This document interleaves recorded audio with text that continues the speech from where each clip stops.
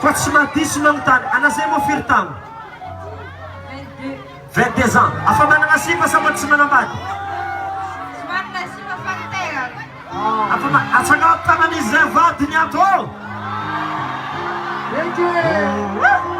Maro vady e. Atsaka niraiky tagnan'olo jiaby zay vadiny ato. Regny vadinao zay.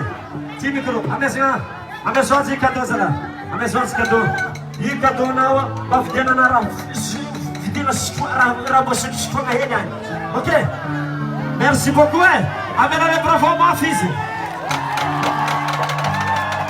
Asiafatsika kalay hely satria ravoravo ny tegna ko ankilanao. Merci mademoiselle.